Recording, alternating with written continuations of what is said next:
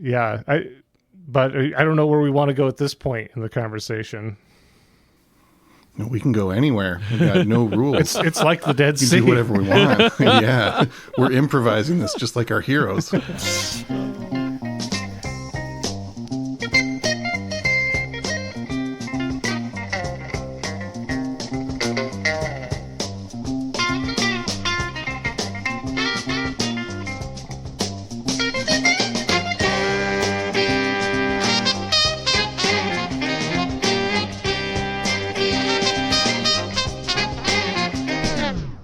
Welcome to I'd Buy That for $1, a podcast about inexpensive, common, and haunted records that are waiting to be rediscovered. I'm your host, Sean Hartman. And, longtime fans of the pod have been wondering, when is Sean going to get back into the celebrity-endorsed restaurant game? Well, friends, the wait is over. Oh, thank I'm goodness. happy to announce my new position as head of franchise development for the hottest new calzone and stromboli chain, Bruce Russell's A Handful of Crust. Well, I get it. Straight over my head. Oh, my. I'm co-host Jeremy, and longtime listeners have been asking me and wondering, when's Jer gonna make a new band, right? Yeah. Yeah. Season 7, we're a few eps in, and Jer hasn't made a new band yet, so I was thinking I might call some of my boys together and maybe do something a little pastoral, a little something nocturnal. Mm-hmm. I think we're going to call it the Moon Country Boys. The Moon Country Boys. The Moon Country Boys. That I don't get. Sun City Girls. Over all of our heads, apparently. Sun City Girls. I should have. Oh, just over our heads. Country boys, yes, of course. Of course. Sometimes it's so in front of you, you look right past it. Exactly. Very good. Well done, Jeremy. Thank you. I am co-host Peter Cook, and I've gotten back into the music history book writing game finally. I've been a little absent of that. We're all getting back on the horse. Yeah. Yeah. Have the fans been asking, though, or? The fans have been asking. Oh, yes. Okay. Yeah, good.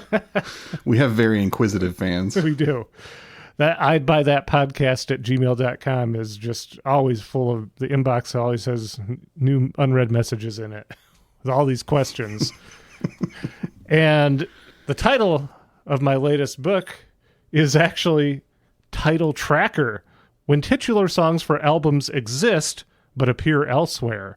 So we're talking about, in this I cover albums like, songs I should say, like The Doors' Waiting for the Sun, Queen, Sheer Heart Attack, or Led Zeppelin, Houses of the Holy. Those are all songs that those bands recorded, but they didn't appear on the albums of the same name. So, of course, the big coup de grace of this is when we get to the Dead Sea, Yusa Kills. Yeah, a band that surely we'll never be able to talk about on this podcast. No, that would be silly. You're really good at writing fake books that I would absolutely read if they were real. You know, maybe I will get around to these one day. They are pretty good ideas. Yeah. I'm going to need you to write a couple of the ones I've talked about, too, maybe. Okay. As long as I can take full credit still. Fair. I don't question authority. And you are authority for me. Well, joining us on the program, a returning guest who is a musician, label head, and record store owner. Welcome back to I'd Buy That for $1, Bob Bucko Jr. Happy Halloween, boys. It's so spooky. Yeah, you're in the spirit of the season. It is Halloween. This is our Halloween episode.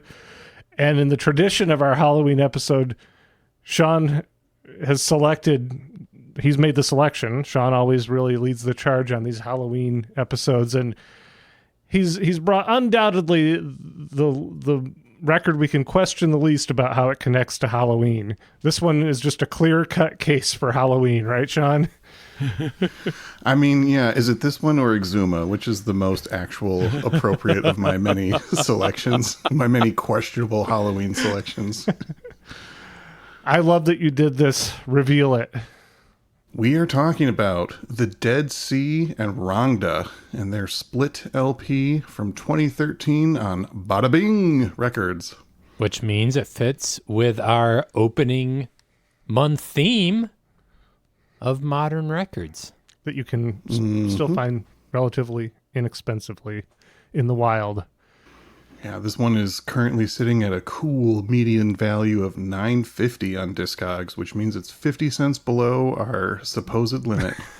Until the episode drops, and then through the roof.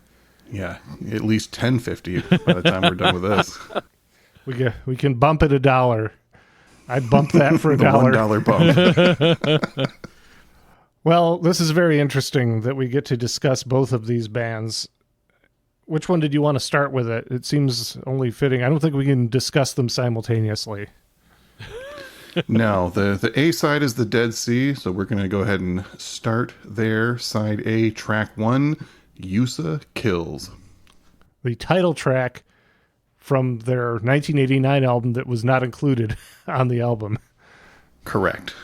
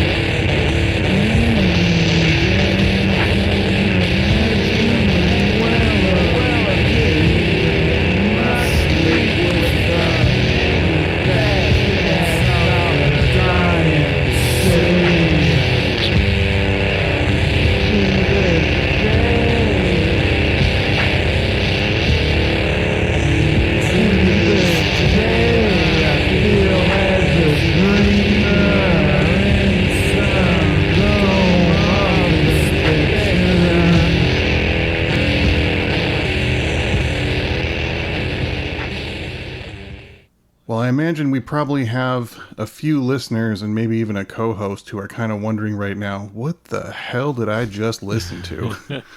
A bit of a disclaimer, no, this is not an April Fool's episode happening in October. We are dead serious about how much we love this relatively unlistenable band.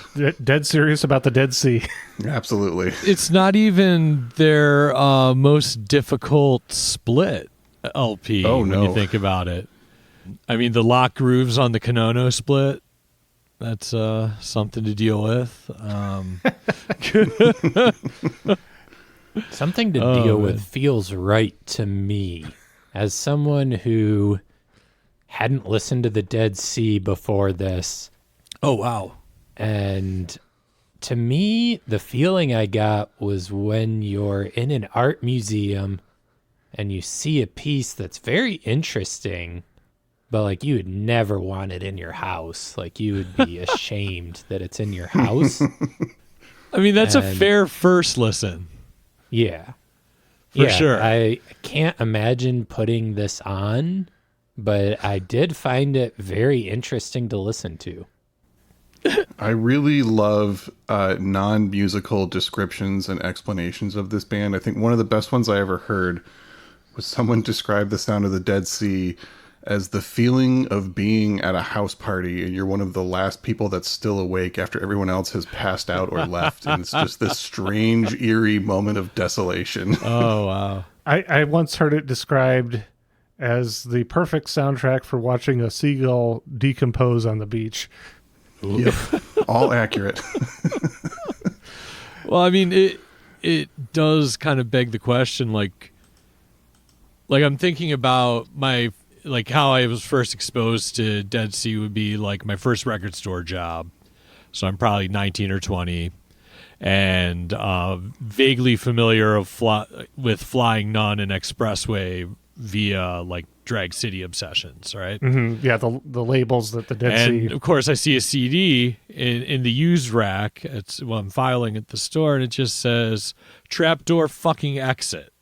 Mm-hmm. And I'm like, well, oh yeah, of course, and just like so it seemed like a no-brainer, But like I'd say it took about 5 years or so from listening to that CD to where I really gave a crap about the Dead Sea. Like it took repeated exposures of a lot of their material, but I kept wanting to hear it. Yeah, there's a gestation period for it to. Well, click. I guess like that's the thing, right? Is like how do you accurately describe what's happening? Right? Everyone's speaking in metaphors and imagistic stuff because what are you really going to do? Get down to the mechanics of what's happening? Because it's an entirely different language than it's an extra musical language, that they're writing and playing in. I mean, I guess like the best you could say is that it's like deconstructionist rock music, but even then that's not a completely accurate description. And I know that Bruce Russell, one of the two guitarists in the band, he explicitly stated that he does not think of himself as a musician. He works in sound. Right. The Dead Sea happens in spaces where music often happens, but he works in sound, and I think that's a fair distinction. He tried to also distinguish that from noise. When people apply the term noise to this, he prefers sound. Interesting. Oftentimes in the world of noise music, you come across stuff that is intentionally alienating. Like it's a challenge, like, fuck you if you like this kind of thing. Whereas like the Dead Sea, I don't fully get that vibe off of it. Like it seems like genuine exploration. It's more the vibe I get from Dead Sea is, and probably why I dig them the way I do, is like it's that thing where something just sounds like the sum total of its parts. Like there's no effort to be something other than what those three people are in a room. Mm-hmm. Yeah. And that's why it doesn't ever, there's nothing about it that's shocking in that kind of generic, like mock offensive sense that, a lot of noise tropes, are, but in some ways that makes it it makes it way more powerful for sure. And also like I think, it's very Lynchian, right? It's like a harrowing realism going on. Mm-hmm. Yeah. And this is, what we're hearing here is from an era where they still made sound, I'll say, to honor Bruce's request or his aesthetic. They still had something resembling vocals, lyrics, songs at this stage, whereas it feels like as time has gone, they've been around almost 40 years at this point. Right. And they have gradually shifted more and more just towards long, extended passages, often just filling out a whole side on a lot of releases with little to no vocals or lyrics. These recordings are from what, like 89? Yep, they're outtakes from the Usa Kills sessions. Right. Okay, yeah. Including the title track. So I believe some of them were maybe recorded in 88, but the LP that they were, rejected songs from came out in 89 on Flying Nun. Yeah, Flying Nun rejected it for not being commercial enough. Was that the... Yeah, exactly. Yeah. It's really funny that they, being from New Zealand, and the Flying Nun label, they get lumped in with a lot of that stuff too, like the the Chills, the Bats, the Clean, Tall Dwarfs, but there isn't a lot of common ground with most of those other bands. As you mentioned, like Expressway, that label, which was that Bruce Russell's label? Correct. Yeah.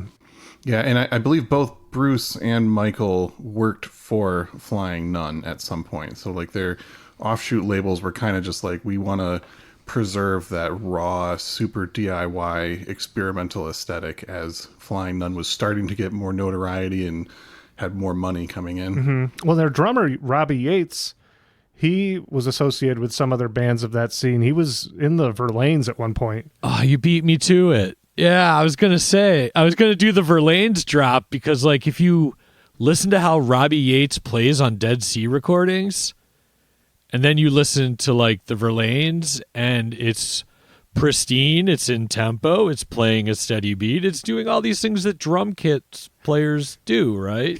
Yeah, you would listening to the Dead Sea, you'd think the guy had never touched the drums before. Well, that's the beauty, right? Yeah, and it just drills home the point that like these are people making intentional sounds. Mm-hmm. You know, like whether you have the ability or not to do other things, which obviously these guys can. It's like their choice as a unit, is expressed that way. Because obviously, I'm sure we'll get to talking about the various solo projects and stuff, and how they're similar but also deviate kind of wildly from the core Dead Sea aesthetic. Yeah, which there's quite a few of those, the side projects. I guess we all consider the Dead Sea their main thing coming at it. But who knows if they do, Yeah.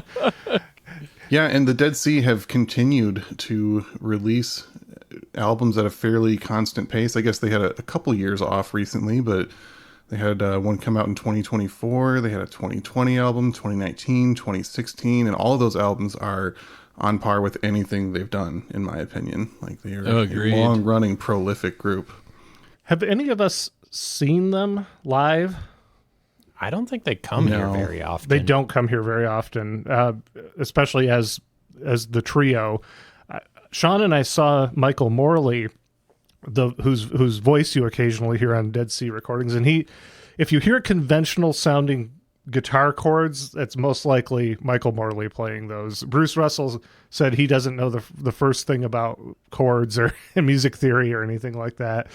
But we saw Michael Morley as Gate at the MoCAD in Detroit in 2011, Sean. Nice. You and I. Yeah.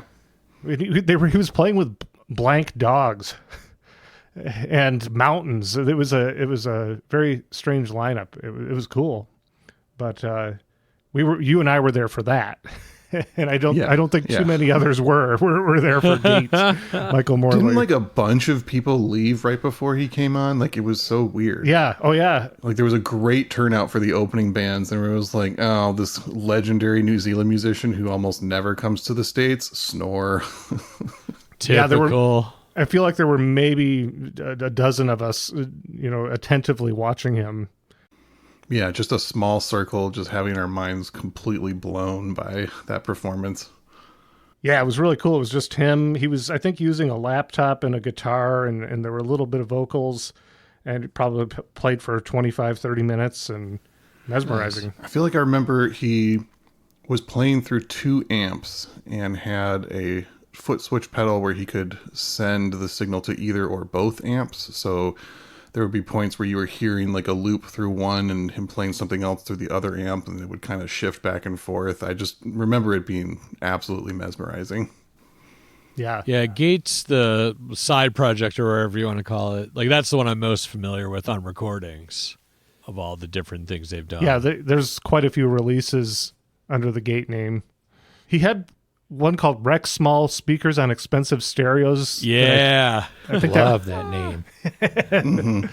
And that was his pre-Dead Sea group, so that was more early to mid-'80s before Dead Sea formed in the late 80s. See, so I like, like you're talking about seeing them live, or in this case, Morley, and, it's like, yeah, there's like a dozen people there, it's that thing, like it's a really interesting dynamic and kind of the balance of like a group of people that can be completely uncompromising and yet somehow still continue to like move forward.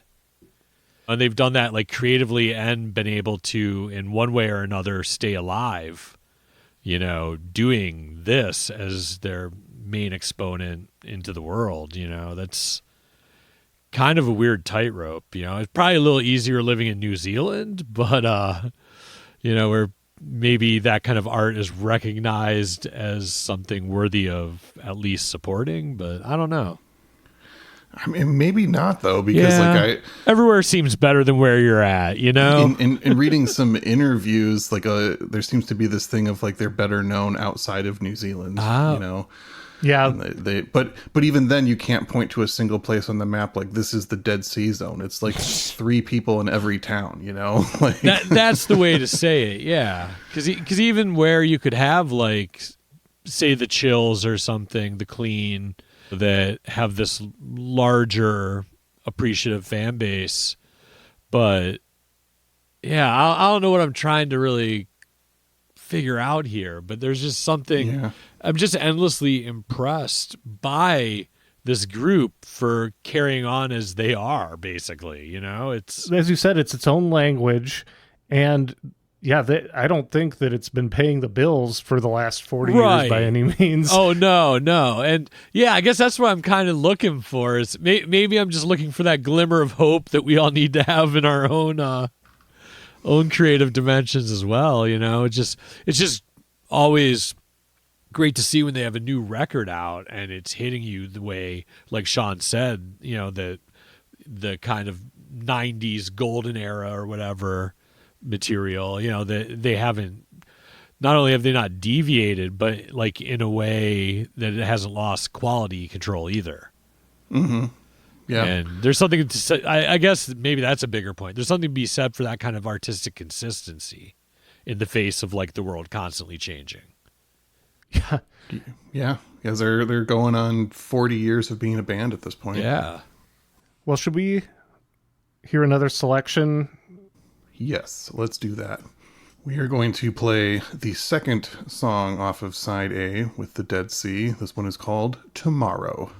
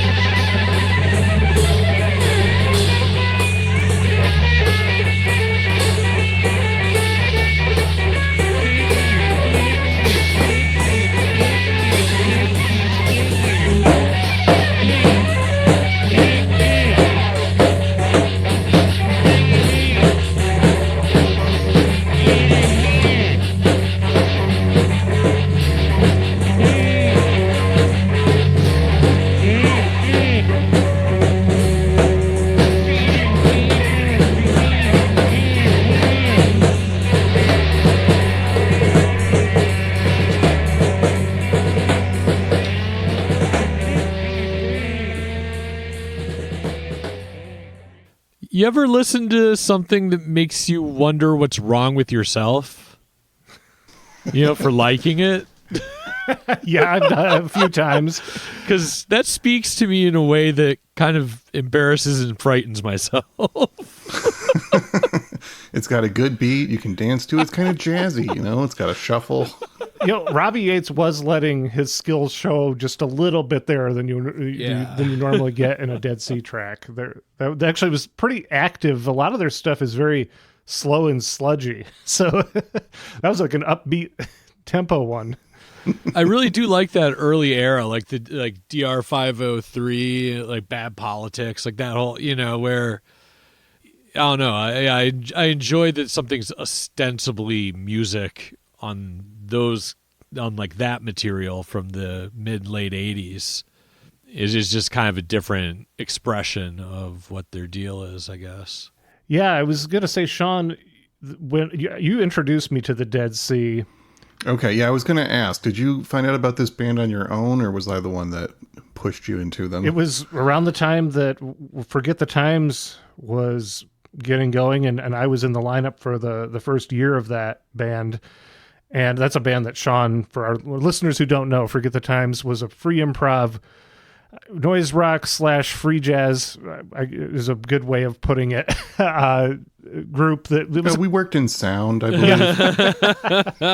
So I get why he says that. It's an easier way of putting it.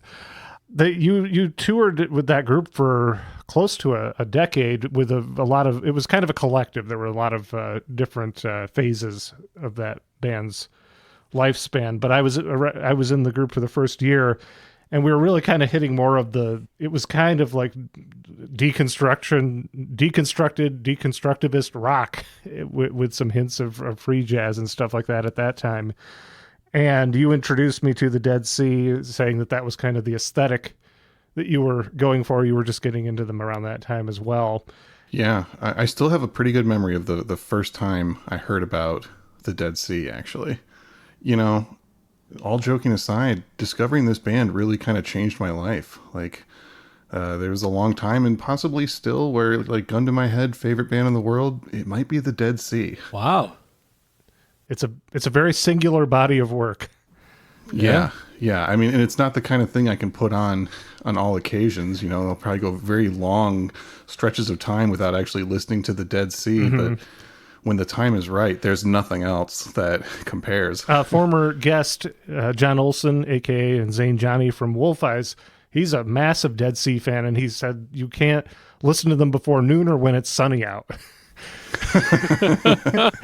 It's very, very true. Yeah.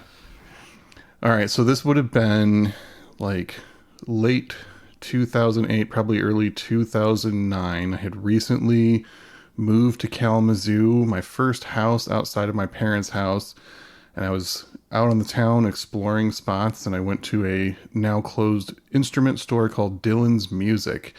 And in the entryway, they had a little stack of free zines that you could pick up, and I found this one with a cool name, Razor Cake. Oh, yeah. Never heard of it before. I was like, wow, I'm going to check this out. Flipping through and gravitated to a review of this new album by legendary band The Dead Sea. Would that have been Secret Earth? Secret Earth, okay, yeah. On Bada Bing Records. And I just was so intrigued by the descriptions of this sound that I sought it out pretty quickly. And I remember it clicking right away, which is weird to say with The Dead Sea. Normally, as you said, it takes a significant gestation period, but something about that album, just everything about it spoke to me, and I kind of knew, like, this is what I want to be doing.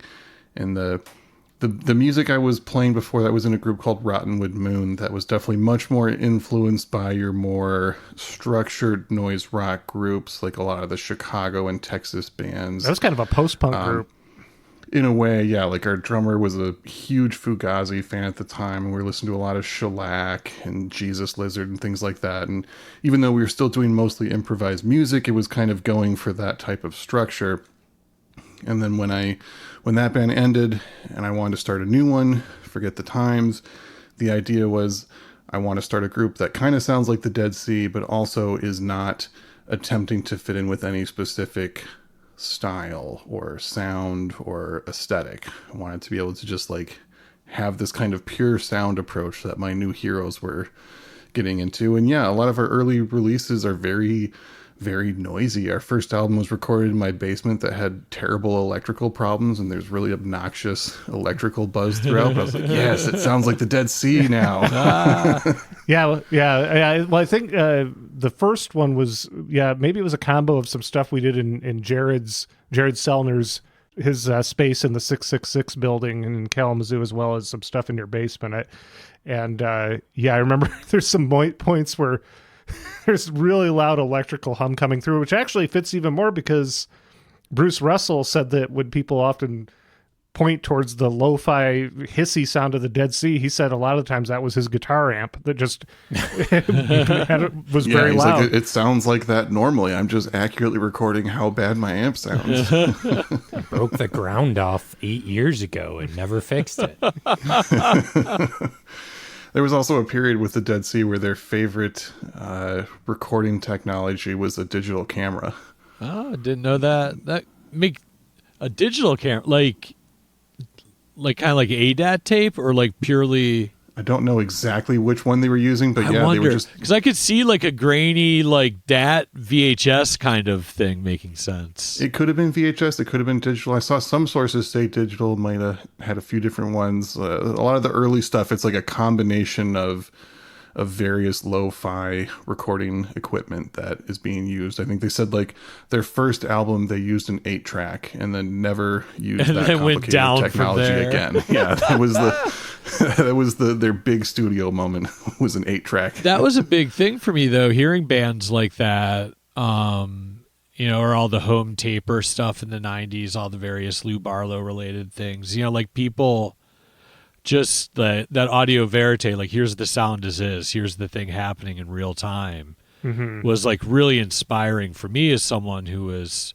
figuring out like what they wanted to do with music, because it made a lot more sense to me than like, oh, I'm going to be on stage playing AC/DC riffs in front of 1 million people, right? Like that didn't resonate with me, but the idea that you could still put records out even if no one was going to listen to them, of like the dumbest crap in your head filtered through the worst technology possible, but every now and then that stuff has heart. Like that's the crazy thing about Dead Sea is their batting average.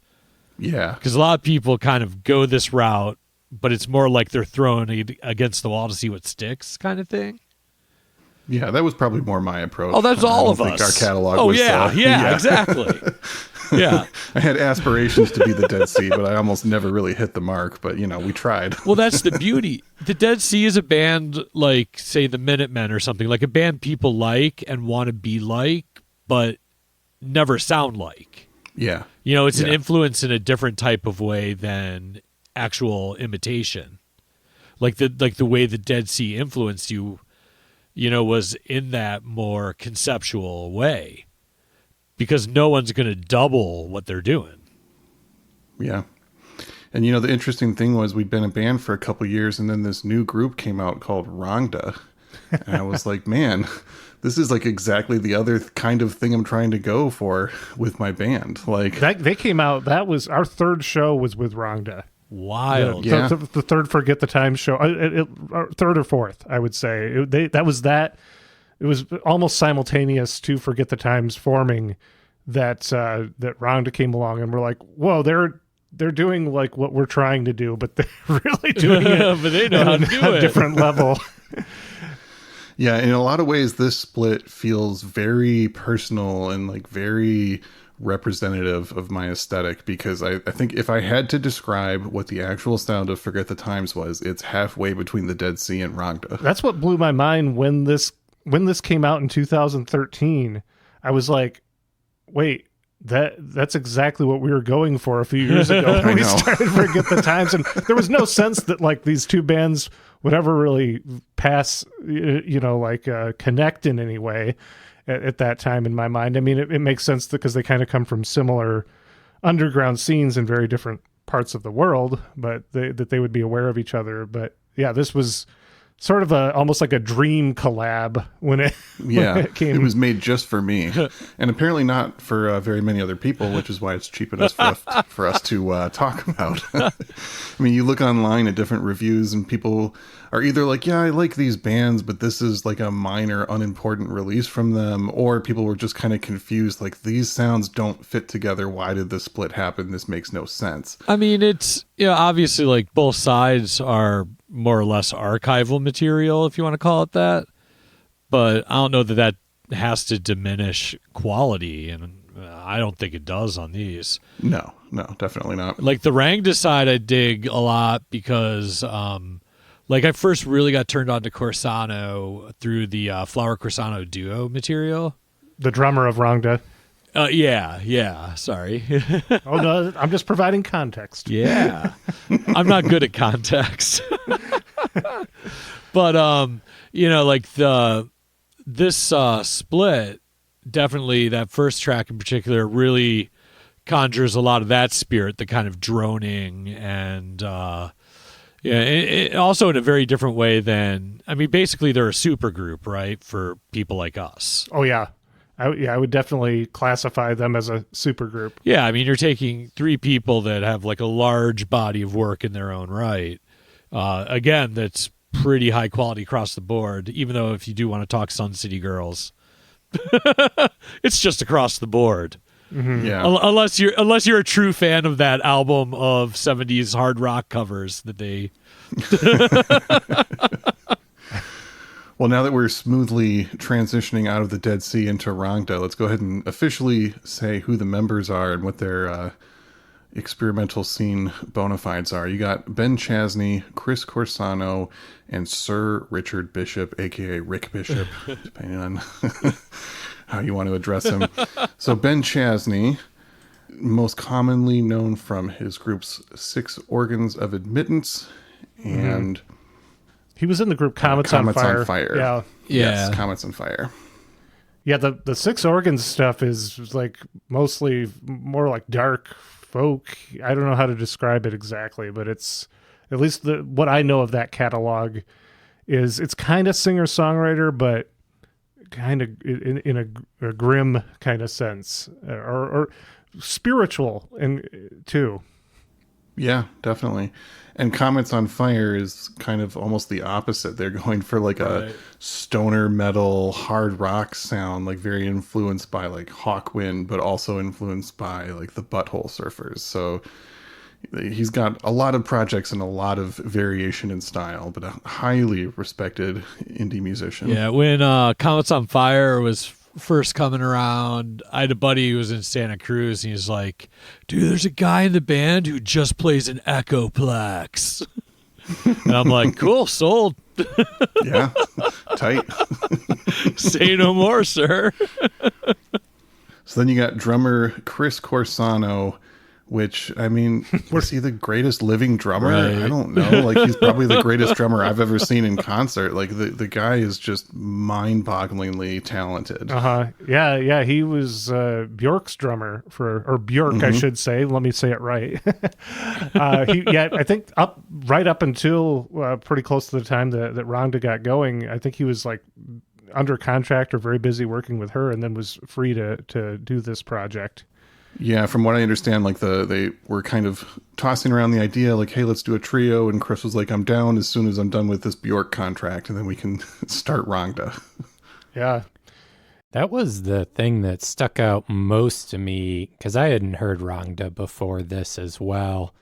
The drumming is so in control for being improvisational music. I'm not a drummer really, but you can hear it. It's wild, his level of control.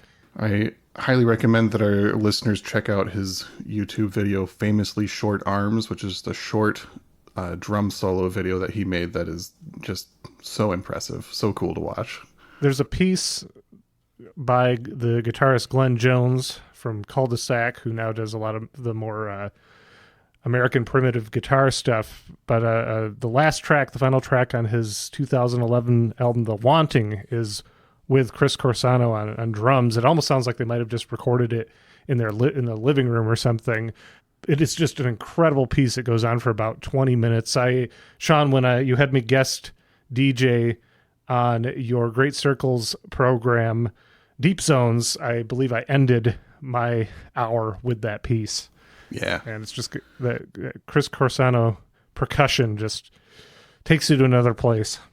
Yeah, he's got such a great touch and such a great ear. Like, he can shred, but he can also just be in the background and let everything else shine. Like, it's always very fitting with the other people he's playing with. And primarily works in the improvisation field. A lot of the stuff he's doing is like smaller groups with jazz musicians or other kind of experimental players. That's typically the world that you're going to see him in. And does that leave us Sir Richard Bishop? That's right. Founding member of the legendary group Sun City Girls. How do you describe Sun City Girls? That's another band that kind of defies labels. So opposite of Dead Sea, I feel like they were a band that was very adamantly pushing buttons at all times in their abrasiveness. Yeah, kind of a cosmic Joker sort of vibe. I found it obnoxious. I'm not going to lie. I think sometimes it's supposed to be, so you're not wrong. Yeah. Yeah, but they also really revered all of the various, we'll just, for the lack of a better term, we'll say world music that they Right. that they called. They like, they're huge. Alan Bishop is like an archivist of that stuff and has released a ton of material that would have never seen the light of day, likely. Oh, for sure. On a wider scale. Alan Bishop is co-owner of the great Sublime Frequencies label that specializes in music from around the world. And yeah, they were taking these international influences at a time when it was not considered cool to be doing that. Like the only people playing world music in the 80s were the like new age ponytail crowd that was not cool. Whereas these guys were taking that in and making some truly bizarre music out of it. Torch of the Mystics, I feel, is their masterpiece, Sun City Girls. Yeah, from 1990. That's a sweet spot for me. Yeah, it's funny because we were on tour with the Electric Nature, Mr. Michael Potter's group, and there were two different shows on that run. I was out for about a month where an artist played Space Prophet Dogon, at least in part. One was a full-on cover, and then the other performance, someone went into it on a dulcimer for a while. So it's like, again, that thing of, yeah, the average person on the street would be like, Sun City Girls, who's she? Blah, blah, blah, right? But it also still holds like that position of importance in those small subcultures. Oh, yeah, absolutely. I became aware of them reading the Thinking Fellows Union Local 282 tour diaries online that they have available, and they were touring with Sun City Girls, and the bassist of Thinking Fellows was saying just how magical it was watching them perform every night. And I was like, who's that? So I had to go check out Sun City Girls. And so that's what it was pretty exciting when I found out that when Forget the Times was a new band. And you told me, Sean, that we were going to be performing at the Strut September 8th, 2010 with Ben Chasney and Sir Richard Bishop. And I was new to Chris Corsano at the time, as well as we also had Staircase, which is a Wolf Eyes side project. Yeah, and maybe my favorite Wolf Eyes side project that I ever got to see. They were an interesting one. They were a little more structured and very bluesy. It was like Wolf Eyes Blues Band. They called it they called it just that, like their blues project. It was cool. I liked that a lot. So that, unfortunately, not a lot of people came out to the show that night. But no, but it was one of those things where, like, when the Strut shut down and people were talking about their favorite shows, I saw a lot of people, or pretty much everybody that was there, talked about the Rangda show being an all-timer for them. Nice. Well, should we play them a taste of Rangda here? I think we should. We're going to dive into the first track. There's only 2 tracks on their side. These are both live recordings recorded September 11th, 2010 in Bloomington, Indiana. 3 days after we played with them. Yeah. So this is like pretty much exactly what they would have sounded like when Forget the Times opened for them around that time. The first track is called Gracilaria. I believe that's the pronunciation. I'm going to imagine you guys slack-jawed watching this as I listen. That would be accurate. Yeah, please do.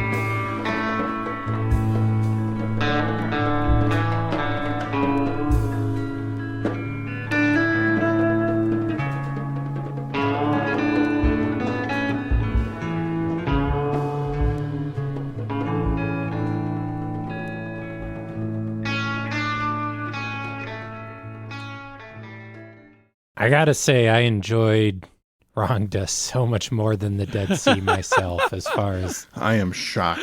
actual enjoyment. That's right up my alley. The dual guitars, kind of the way they interplay, is brilliant, and the fact that there's like not anything else other than drums going on gives it all space to breathe, and you can actually focus on how the two guitars interplay. And yeah, It's interesting to point out, if we didn't make this clear, that both of these bands are two guitarists and a drummer. Right. That is the part of the thought behind the split. And they're also pretty much working in a completely improvised setting. Rangda, I think that they do have some sections that are composed, and then they, much like jazz, then they improvise around those. And they said they would often, I think that they've said they often would leave a lot of the dynamics up to chance, and we're just really good at playing together and sort of knowing when to start and stop. And you're dealing with musicians of the toppest of tiers, let's say. Yes. And it's interesting, too, with the dual guitars that there's very few chords being played. A lot of it is like simultaneous lead guitar noodling that in most hands would just be kind of obnoxious, yet they have a way of making it melodic and interesting and kind of like having a drone quality to it. Like, it's really easy to just lose yourself and be transported when you're listening to this band. Mm-hmm. I found that happening when we were just listening to that clip. I think it's the only time where, since we, talk while we listen to the song behind the scenes, right, where no one spoke for the 2 odd minutes. We're all transfixed, not making jokes. One little detail I do love about this, though, is that after the first song is starting to fade out, you can hear like someone laughing in the background who was obviously just having a conversation and not listening, which brought me right back to seeing this band live. Because yes, I was standing there slack-jawed, but occasionally I would look behind me and give scowling, dirty looks at the couple people who were talking over it and not paying attention. Yeah, I feel like at the Strut there were always people hanging out in the back of the room yakking it up, and that happened, I think, with like Masaki Bato doing very quiet music there. So I was so mad. Oh, wow. Yeah, but it was, this was something else to witness now 15 years ago that show happened. You ended up playing with them again, Sean, is that correct? After I had left? Yeah, and I was... So if you go to Chris Corsano's website, he has a very cool archive page where he has listed every single live performance he's ever done. And I realized that Forget the Times opened for Rangda on their first and last tour, 2010 and 2016. You bookended it. Yeah. Their career was bookended by Forget the Times. I'm saying, man, this band was created just for me. This album was pressed just for me. I believe it. I saw this all happen, and I believe it. Yeah, 2016, it would have been in March, and we played at Bell's Brewery with them to maybe even fewer people than the first time. Wow. Yeah, it's a shame. They were an absolutely just next level band, but I think that they were very much one of those bands that people in the know knew about, and that there was really maybe not a lot for others to latch on to. Yeah, we've talked about before about there's some artists that are your favorite musician's favorite musician, but I think both Rangda and the Dead Sea are like your least favorite record store employee's favorite band. Yeah, savage. Well, they're definitely one of those. The Dead Sea are absolutely one of those bands that people who've really just spent a lot of time diving deeper and deeper into the weirder and weirder stuff sort of settle on them and often fixate on them as sort of this pinnacle of like, how is this a thing? These 3 guys have dedicated 40 years of their life to this fairly static aesthetic. Yeah, so did the Ramones. And yet I've also heard like cool record store people try to like position a hot take of like, actually the Dead Sea kind of suck.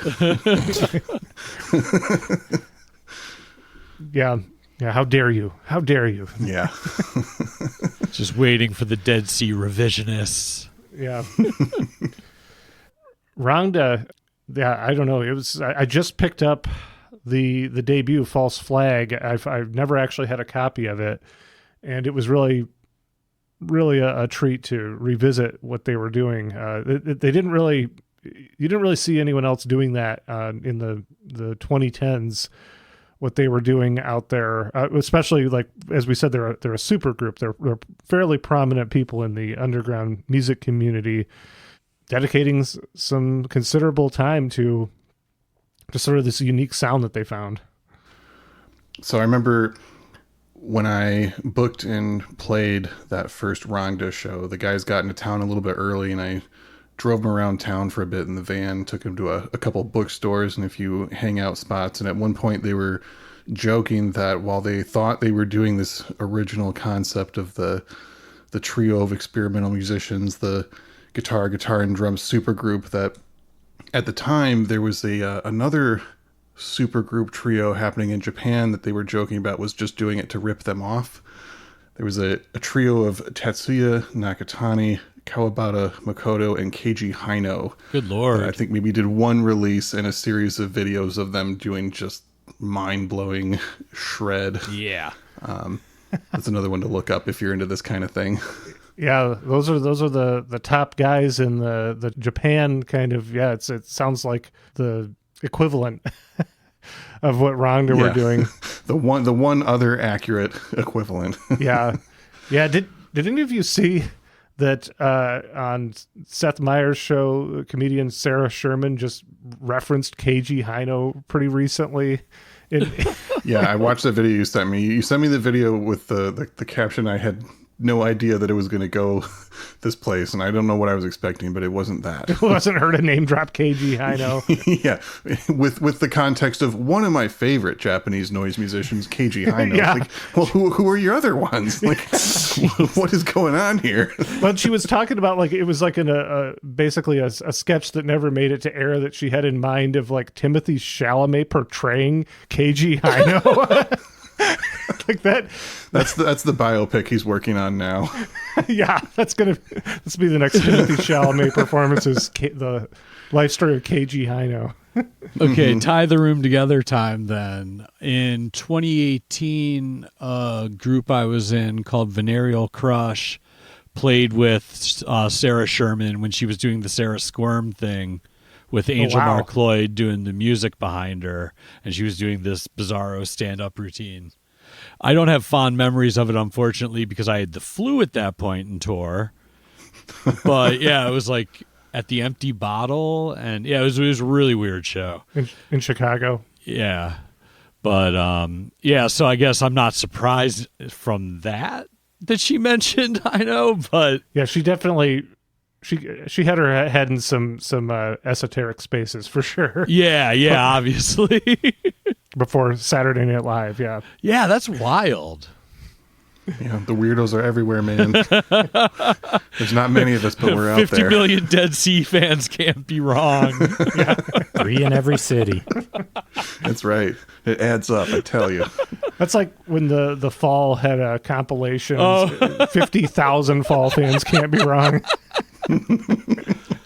That's another thing just worth mentioning, is that the Dead Sea, a lot of their material, or maybe not a lot, but a goodly chunk of it, would often be referencing a lot of other underground music. I know that they had on the Harsh 70s Reality album, which is like a towering achievement in my opinion. That's definitely up there for them, as far as like if you're just going to hear one Dead Sea album, maybe Harsh 70s Reality is a good place to go. It's a double album on par with the White Album or Exile on Main Street, in my humble opinion. I would agree. They have that track on there called Suffer Bomb Damage, which is clearly a reference to Suffer Bomb Disease by This Heat from their album Deceit. Just things like that, where I'm like, okay, clearly they're and if you watch, like, there's that live footage of them from the late 90s on some New Zealand show. Like, they made it onto like mainstream television and performed a very noisy version of Sky on television, and there's an interview with them. You can find that clip on YouTube. It's absolutely worth watching. The Dead Sea. Yeah, network. I've watched it so many times. I love it. That was great. On New Zealand network television. They and then they interview them afterwards, and like Bruce Russell's talking about the band Suicide and Dream Baby Dream, and like they're clearly very into just all kinds of unknown music. That's how they got to make the type of sound that they do. You know, one thing I also found very endearing about the band Rangda, similar to Forget the Times, we were very serious about the music we were making, but most of our song titles were very stupid.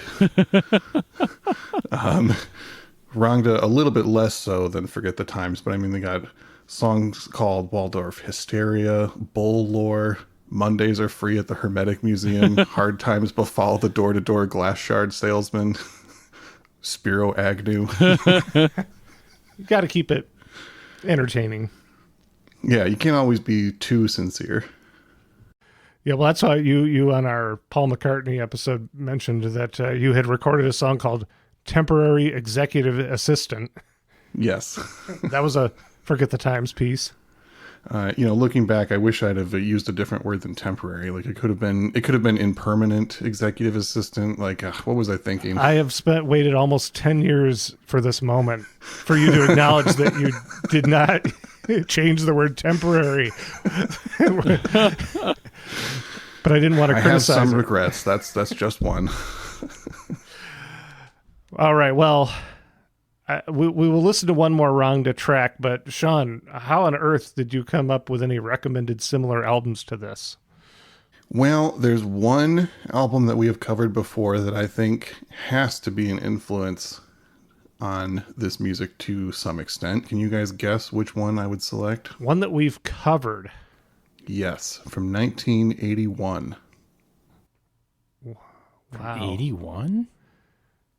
Give me a hint. What's one of the only free jazz albums that we have talked about? Oh, James Blood Ulmer. Yes, Freelancing, 1981. Someone that had feet both in the rock world music and free jazz world. And if you listen to especially his guitar playing on that, I think you can definitely draw some comparisons to both Rangda and the Dead Sea. That is a good comparison. Wow. And then next up, I just have recommendations of some solo projects from two of these bands. If you really like the Dead Sea and you want something that's a little more droney and maybe even slightly more approachable, I would highly recommend Bruce Russell's Project for a Revolution in New York from 1998.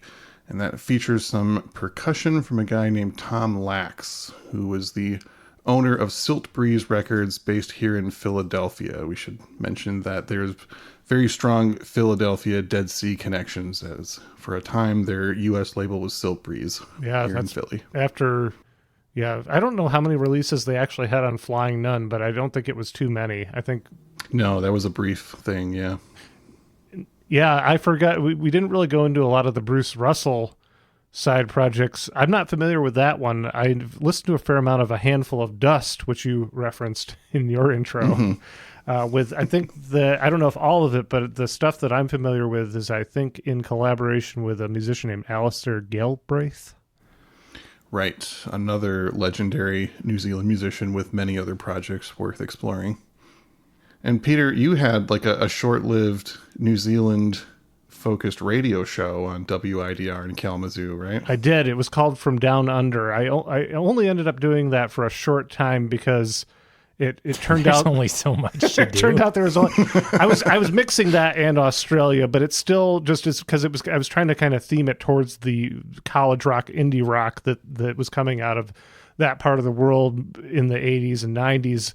And yeah, I did kind of after a while I was starting to feel a little limited in what I was doing, but I really enjoyed learning about a lot of that music. So, I'd be playing something by the Go-Betweens and then jump over and play something by the Clean or the Terminals, just all over the place. Yeah, there's a lot to dig into in that like relatively small scene. There was just an incredible amount of really interesting music happening at that time. Yeah. Yeah, and it's really a lot of the 90s indie rock, especially if you were to talk about like Elephant Six, Neutral Milk Hotel, and they were heavily influenced. Oh yeah, out for of that. sure. Definitely. All right, last recommendation, a solo Sir Richard Bishop album. I believe this one is also a trio, but it's going in a different direction, doesn't get quite as intense as Rangda does at times. But I'm recommending his 2009 album, The Freak of Araby, which has a strong Middle Eastern influence to its sound and the scales that are being played. Great album. You can still find it for fairly cheap. He was releasing a lot of material under the Sir Richard Bishop name for a while, especially leading up to the Rangda era. Yeah, all three of the guys in Rangda have like seemingly endless side projects and collaborations and solo albums, and man, there's just a mountain of incredible material to dig into. Well, very cool. I can't believe we were able to talk about this stuff. I'd buy that for $1. Then, Bob, thank you for joining us. Do you have anything you want to plug between the label or the store? The store's still going well? Oh, yeah. Store just moved into a new location, larger space at the beginning of October. So, yeah, Ruix Records. If you want to look us up online, we have a underground distro thing going, and that's RUIX, ruixrecords.com. And if they want to visit you in person, yeah, where do they find you? Come to Dubuque, Iowa, 129 Main Street. Awesome. We made it to Main Street, Ma. Top of the world. But yeah, so with the record store, I've kind of slowed down on music stuff of my own a bit, but I did have a tape under my name come out on No Part of It back in the beginning of September, and that's kind of a love letter to my dogs. Most of the rhythms are made from dog arrhythmias that I sampled off a old instructional veterinary record. So there's that, and then sounds like pretty standard stuff. Yeah, there's times. a reason I like the Dead Sea, apparently. And then, I'm still doing the Personal Archives record label. We just put out an LP by Yay Big, who is a gentleman named Stephen Robinson out of Bloomington, Illinois, multi-instrumentalist. And he did an album with Greg Saunier. I'm not sure how to say his last name, honestly. I never thought about it. From Deerhoof on drums and piano. And I'm really happy with that record. It's basically like a theme and variations riff on Jim O'Rourke's Bad Timing. Oh, wow. Yeah. So I was happy to be involved with that in any capacity. So yeah, I don't know. I guess I'm busier than I think I am. This is what's going on. Isn't that always the case? But yeah, thanks for having me on, guys. And it's always fun to talk about nerdy stuff like this.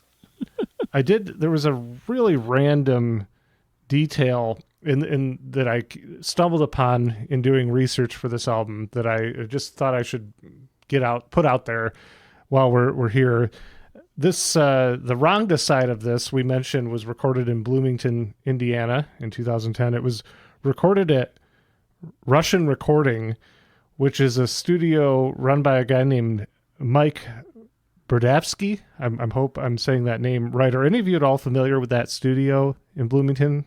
No. He did. I don't know if he recorded it there, but he did produce a Deerhoof album in the last few years. Oh, and he's recorded a lot of. He's got a pretty extensive resume. But I was just looking at their Instagram page for that studio and saw that a number of people I knew followed it, including friend of the podcast and former guest Ike Turner. So I messaged him and just asked if he had ever been to that studio, Russian Recording in Bloomington, and he said no, but I know Mike pretty well. Of course. Very good dude. Ike knows everybody. For our listeners, our guest Ike Turner, who's been on a few times, he knows everyone, and he said that Mike had mastered an album for him, and he revealed to me that apparently there was an internet sensation, a cat a number of years ago now called Lil Bub. Yeah. Yeah. Mike owned Lil Bub. What? Far out. Which is why Lil Bub had an album come out. That must be why. We all know how internet ignorant I am. I think that the podcast has established that. So I wasn't familiar, but it seemed like it was a pretty big thing, and you all seem to know. So I thought I'd go ahead and mention that detail. That's beautiful. Well, I mean, it was a cat with his tongue hanging out. That's adorable. What's not to love? I'm not saying I didn't love it. I'm saying I didn't know about it. Yeah. Peter hates Lil Bub. So anyway, I thought that was an interesting, unique detail that the guy who recorded the Rangda side of this was the owner of Lil Bub. Wonderful. Way to tie it all together. And to tie things even further together, Bob, you had mentioned to me before that you hung out with Baby D once on tour. Oh, that's right. Yeah, in Cleveland at her house, I believe. Yeah, that would have been right around the same time that she stayed at our house, I think. Yeah, she was friends with a woman I was touring with named Jen Glockner, and she actually played in Dubuque as well, Baby D did, via that friendship. So, yeah, really, really cool person. The experimental music world continues to be quite small. That's because there aren't a lot of them. That's 3 in every town. That's what after I really started to dive in my mid to late 20s and met Sean, and suddenly Sean starts like booking these people and they're coming through, and I got to see that they were just normal people trying to store weed, like Richard Bishop asked you, Sean. He was in town. And it was like, wow, here's a thing that I hold in very high regard, and I can see there's 8 other people in Kalamazoo who know about this and are willing to come out on a Tuesday to see it. But yeah, you can get really close to the people if you so choose. Buyer beware. Yeah. Maybe later in this season we'll do an AIDS Wolf record and talk about an even worse attended show that I booked. Yeah. Wow. That if we need something that's even more abrasive than the Dead Sea,